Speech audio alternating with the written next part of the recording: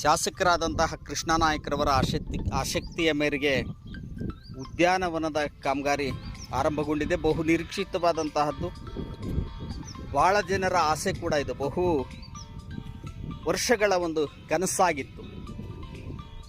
ಇದೊಂದು ಕುಂಟಾ ಪರಂಪು 1 ಎಕರೆ 80 ಸೆಂಟ್ಸ್ ಜಾಗ, 81 ಸೆಂಟ್ಸು ಜಾಗ. ಇದು ಯಾವ್ಯಾವುದೋ ಒಂದು ಕಾರಣಕ್ಕೆ ಯಾವುದೋ ಒಂದು ಸಮುದಾಯಕ್ಕೆ ಬಳಕೆಯಾಗಬೇಕಾಗಿತ್ತು. ಹಣ್ಣಿ ವೀರಣ್ಣನವರ ಚಿಂತನೆಯ ಮೇರೆಗೆ ಒಂದು ಹೋರಾಟ ಆರಂಭಗೊಂಡಿತ್ತು. ಅದು ಸರ್ಕಾರದ ಭೂಮಿ, ಅಲ್ಲಿ ಒಂದು ಉದ್ಯಾನವನವನ್ನು ಮಾಡ್ರೆ ಇಲ್ಲ ದನ ಕರುಗಳಿಗೆ ನೀರು ಕುಡಿಯೋದಕ್ಕೆ ಅನುಕೂಲವಾಗಿದೆ, ಅದನ್ನು ಯಾವುದೇ ಕಾರಣಕ್ಕೂ ಯಾವುದೇ ಒಂದು ಸಮುದಾಯಕ್ಕೆ ಬಿಟ್ಕೊಡಬಾರ್ದು ಎನ್ನುವಂಥ ಒಂದು ಹೋರಾಟದ ಧ್ವನಿಯನ್ನು ಪತ್ರದ ಮುಖಾಂತರ ಹಣ್ಣಿ ವೀರಣ್ಣವರು ಎತ್ತಿದ್ರು. ನಾವೆಲ್ಲ ಪತ್ರಿಕೆಯವರು ಅವರಿಗೆ ಧ್ವನಿಗೂಡಿಸಿದ್ವಿ, ಕೈ ಜೋಡಿಸಿದ್ವಿ. ನಾವು ಕೂಡ ಹೋರಾಟಕ್ಕೆ ಮುಂದಾದ್ವಿ. ತಹಸೀಲ್ದಾರ್ಗೆ ಮನವಿಯನ್ನು ಕೊಟ್ವಿ. ಕನಿಷ್ಠ 6-8 ವರ್ಷಗಳ ಹಿಂದೆ ನಡೆದಂತಹ ಒಂದು ಘಟನಾವಳಿ ಇದು.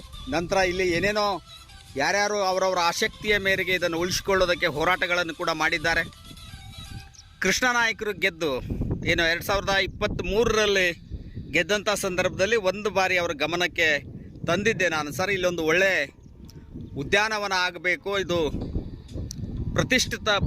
ಪ್ರತಿಷ್ಠಿತವಾದಂತಹ ಬಡಾವಣೆ ಕೂಡ ಆಗ್ತಾ ಇದೆ. ಹತ್ತಿರದಲ್ಲೇ 100 ಹಾಸಿಗೆ ಸರ್ಕಾರಿ ಆಸ್ಪತ್ರೆ ಇದೆ.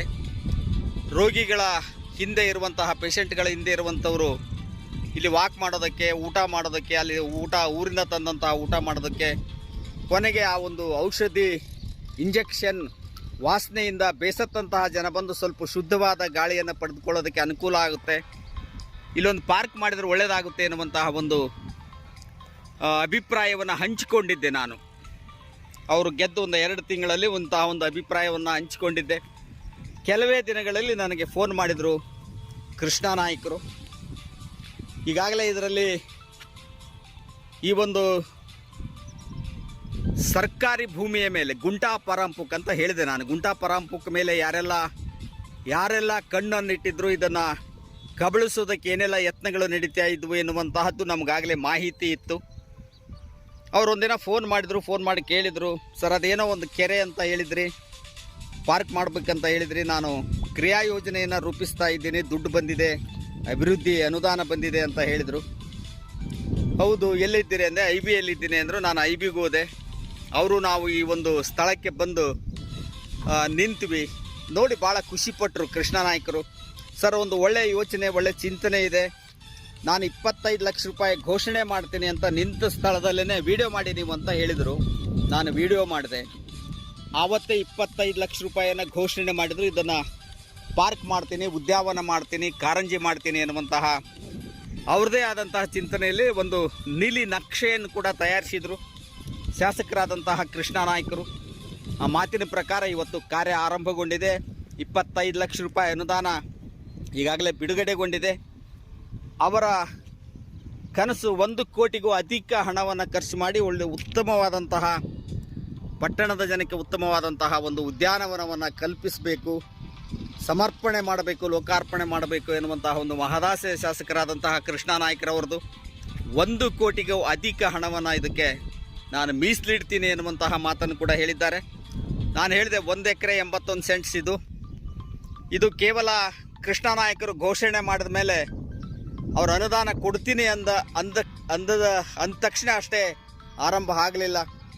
ACDC ಅವರು ವರದಿಯನ್ನು ಕೇಳಿದರು. ಯಾವುದದು ಹಳ್ಳ ಪರಂಪುಕ, ಗುಂಟಾ ಪರಂಪುಕ, ಫಾರೆಸ್ಟ್ ಲ್ಯಾಂಡ ಯಾವುದು ಎನ್ನುವಂತಹ ಮಾಹಿತಿಯನ್ನು ಕೇಳಿದಾಗ ನಾವು ಸರ್ವೆ ಇಲಾಖೆಯಿಂದ ಸರ್ವೆ ಮಾಡಿಸಿ AC ಮತ್ತು DC ಅವರಿಗೆ ಮಾಹಿತಿಯನ್ನು ನೀಡುವಂತಹ ಕೆಲಸವನ್ನು ಕೂಡ ಮಾಡಿದ್ವಿ.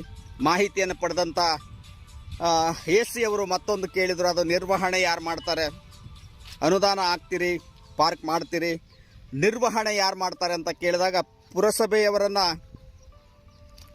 ಲೆಟರ್ ತಗೊಂಡ್ವಿ. ಪುರಸಭೆಯವರಿಂದ ಒಂದು ಪತ್ರವನ್ನು ತಗೊಂಡು ನಾವು ನಿರ್ವಹಣೆ ಮಾಡ್ತೀವಿ ಎನ್ನುವಂತಹ ಒಂದು ಒಪ್ಪಿಗೆ ಪತ್ರವನ್ನು ಪುರಸಭೆ ಮುಖ್ಯಾಧಿಕಾರಿಗಳು ಕೊಟ್ಟರು.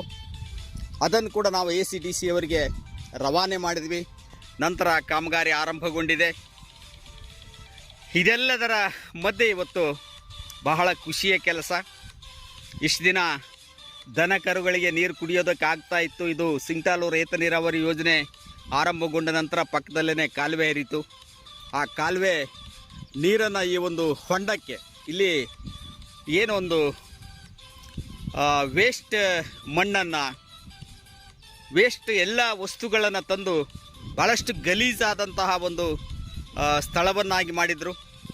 ಈಗಾಗಲೇ ಇಲ್ಲಿ ಹಣ್ಣಿ ಒಂದು ಬೆಂಕಿ ಬಸಪ್ಪನವರ ಹೆಸರಿನಲ್ಲಿ ಒಂದು ಪ್ರತಿಷ್ಠಿತವಾದಂತಹ ಬಡಾವಣೆಯು ಕೂಡ ತಲೆ ಎತ್ತಿದೆ. ಬಹುಕೋಟಿ ಮನೆಗಳು ಕೂಡ ಈಗಾಗಲೇ ನಿರ್ಮಾಣ ಆಗ್ತಾ ಇವೆ. ಇಂತಹ ಒಂದು ಸ್ಥಳ ಇಲ್ಲಿ ಸ್ವಚ್ಛವಾಗಿರಬೇಕು ಎನ್ನುವಂತಹ ಒಂದು ಉದ್ದೇಶದಿಂದ ಇಂತಹ ಒಂದು ನಮ್ಮ ಚಿಂತನೆಗೆ ಕೈ ಜೋಡಿಸಿದಂತಹ ಕೃಷ್ಣ ನಾಯ್ಕರವರಿಗೆ ಅಭಿನಂದನೆಯನ್ನು ಸಲ್ಲಿಸ್ತೀವಿ. ಕೃಷ್ಣ ನಾಯ್ಕರವರ ಆಸಕ್ತಿಯಿಂದ, ಶಾಸಕರಾದಂತಹ ಕೃಷ್ಣ ನಾಯ್ಕರವರ ಆಸಕ್ತಿಯಿಂದ ಒಂದು ಕಾಮಗಾರಿ ಆರಂಭಗೊಂಡಿದೆ. ಹೀಗೆ ಫಿನಿಶಿಂಗ್ ವರ್ಕ್ ನಡೀತಾ ಇದೆ. ಫಿನಿಶಿಂಗ್ ವರ್ಕನ್ನು ಮಾಡಿಕೊಳ್ತಾ ಇದ್ದಾರೆ. ನಂತರ ಅವರು ಇನ್ನೂ ಹೆಚ್ಚಿನ ಪ್ರಮಾಣದಲ್ಲಿ ತಮ್ಮದೇ ಆದಂತಹ ಚಿಂತನೆಯೊಂದಿಗೆ 1 ಕೋಟಿ ರೂಪಾಯಿ ವೆಚ್ಚದಲ್ಲಿ ನಾನು ಉತ್ತಮವಾದಂತಹ ಒಂದು ಉದ್ಯಾನವನವನ್ನು ನಿರ್ಮಿಸ್ತೀನಿ ಎನ್ನುವಂತಹ ಮಾತನ್ನು ಕೂಡ ಹೇಳಿದ್ದಾರೆ ಶಾಸಕರಾದಂತಹ ಕೃಷ್ಣ ನಾಯ್ಕರವರು. ಧನ್ಯವಾದಗಳನ್ನು ಅರ್ಪಿಸೋಣ ಅವರಿಗೆ. ಒಂದೇ ಒಂದು ಮಾತಿಗೆ ಬಂದು ನಿಂತು ನೋಡಿ ಆವತ್ತೇ 25 ಲಕ್ಷ ರೂಪಾಯಿ ಘೋಷಣೆ ಮಾಡಿದರು. ನಾವು ಈ ಹಿಂದಿರುವಂತಹ ಶಾಸಕರು, ಸಚಿವರು ಎಲ್ಲರಿಗೂ ಕೂಡ ಗಮನವನ್ನು ಸೆಳೆದಿದ್ವಿ. ಇದೊಂದು ಉತ್ತಮವಾದಂತಹ ಸ್ಥಳ. ಯಾವುದೋ ಒಂದು ಘನತ್ಯಾಜ್ಯ ವಸ್ತುಗಳ ಹಾಕೋದಕ್ಕೆ ಬಳಕೆ ಆಗ್ತಾ ಇದೆ, ಗಲೀಜಾಗ್ತಾ ಇದೆ, ವಾತಾವರಣ ಕಲುಷಿತ ಆಗ್ತಾ ಇದೆ ಎನ್ನುವಂತಹ ಮಾತನ್ನು ಕೂಡ ನಾವು ಹೇಳಿದ್ವಿ. ಆದರೆ ಅವರು ಗಮನಕ್ಕೆ ಹಾಕಿಕೊಂಡಿರಲಿಲ್ಲ. ಶಾಸಕರಾದಂತಹ ಕೃಷ್ಣ ನಾಯ್ಕರವರು ಒಂದೇ ಒಂದು ಮಾತಿಗೆ ಬಂದು ಸ್ಥಳ ಪರಿಶೀಲನೆ ಮಾಡಿ ಸ್ಥಳದಲ್ಲೇ 25 ಲಕ್ಷ ರೂಪಾಯಿ ಘೋಷಣೆಯನ್ನು ಮಾಡಿದ್ದಕ್ಕೆ ಅವರಿಗೆ ಅಭಿನಂದನೆಯನ್ನು ಸಲ್ಲಿಸ್ತೀವಿ. ಈಗಾಗಲೇ ಕಾಮಗಾರಿ ಆರಂಭಗೊಂಡಿದೆ. ಉತ್ತಮವಾದಂತಹ ಒಂದು ಉದ್ಯಾನವನವಾಗಲಿ. ರಾಜಕಾರಣದಲ್ಲಿ ಎಲ್ಲ ವರ್ಗದವರನ್ನು ಕೂಡ ರಾಜಕಾರಣಿಗಳು ಸಂತೃಪ್ತಿ ಪಡಿಸಬೇಕಾಗುತ್ತೆ. ಎಲ್ಲ ವರ್ಗದವರಿಗೂ ಕೂಡ ಅನುಕೂಲತೆಯನ್ನು ಮಾಡಿಕೊಡಬೇಕಾಗತ್ತೆ. ಮತ ನೀಡಿದಂತಹ ಕೆಲವರು ಪರಿಸರದ ಸ್ವಚ್ಛತೆಯ ಬಗ್ಗೆ ಕಾಳಜಿ ಇರುವಂಥವ್ರು ಇರ್ತಾರೆ, ಆರೋಗ್ಯದ ಬಗ್ಗೆ ಕಾಳಜಿ ಇರುವಂಥವ್ರು ಇರ್ತಾರೆ. ಅಂಥವರಿಗೂ ಕೂಡ ಆದ್ಯತೆಯನ್ನು ಒದಗಿಸಿಕೊಡಬೇಕು ಅನ್ನೋ ಕಾರಣಕ್ಕಾಗಿಯೇ ಇದು MP ಪ್ರಕಾಶ್ ರವರು ಹೇಳ್ತಿದ್ದಂತಹ ಒಂದು ಮಾತು. ಉದ್ಯಾನವನಗಳು ಯಾಕೆ ಬೇಕು ಅಂತ ನಾವು ಕೇಳಿದಾಗ, ಇಲ್ಲ, ಎಲ್ಲ ವರ್ಗದ ಜನರು ಕೂಡ ರಾಜಕೀಯದಲ್ಲಿ ಮತ ನೀಡಿದಂಥವ್ರು ಇರ್ತಾರೆ.